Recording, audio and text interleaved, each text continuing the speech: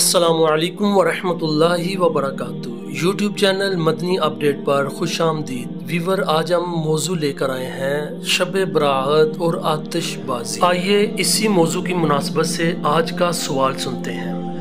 کیا فرماتے ہیں علماء دین و مفتیان شرعی اس مسئلے کے بارے میں کہ شادی بیاہ، شب برات اور دیگر تقریبات میں آتش بازی کرنا، خصوصاً رات کے وقت جب لوگ سو رہے ہوں، آتش بازی کی وجہ سے ان کے آرام میں خلل واقع ہو، شرعاً کیسا ہے؟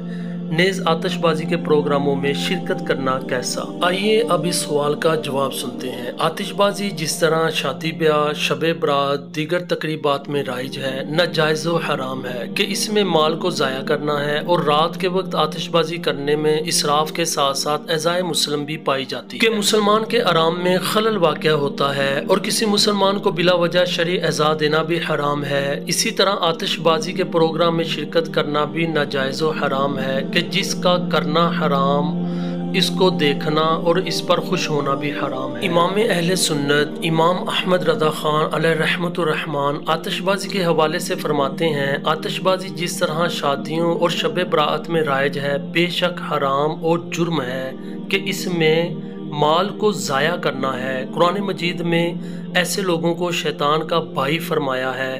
اللہ تعالیٰ نے ارشاد فرمایا، کسی طرح بے جا خرچ نہ کیا کرو، کیونکہ بے جا خرچ کرنے والے شیطان کے بھائی ہیں، اور شیطان اپنے پروردگار کا بڑا ناشکرا ہے۔ رسول اللہ صلی اللہ تعالیٰ علیہ وسلم فرماتے ہیں، بے شک اللہ تعالیٰ نے تمہارے لیے 3 کاموں کو ناپسند فرمایا۔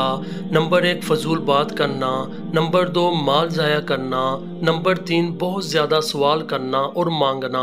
امام بخاری نے اس کو حضرت مغیرہ بن شعبہ سے روایت کیا ہے۔ شیخ محقق مولانا عبدالحق محدث دہلوی ما ثبت بالسنتہ میں فرماتے ہیں، بری بدعات میں سے یہ اعمال ہیں جو ہندوستان کے زیادہ تر شہروں میں متعارف اور رائج ہیں، جیسے آگ کے ساتھ کھیلنا اور تماشا کرنے کے لیے جمع ہونا، گندک جلانا وغیرہ۔ رات کے وقت آتش بازی کرنا یقیناً مسلمانوں کو ایذا کا باعث بنتی ہے، اور بلا وجہ شرعی کسی مسلمان کو اذیت دینا بھی حرام ہے۔ حدیث پاک میں ہے، جس نے کسی مسلمان کو ایذا دی، اس نے مجھے ایذا دی، اور جس نے مجھے ایذا دی، اس نے اللہ کو ایذا دی۔ حرام کام کا تماشا دیکھنا بھی حرام ہے، چنانچہ در مختار پھر رد المختار میں ہے، اور ہر کھیل مکروہ ہے، اور اس کو مطلق ذکر کرنا اس کے کرنے اور سننے دونوں کو شامل ہے۔ حاشیۃ الطحاوی میں ہے،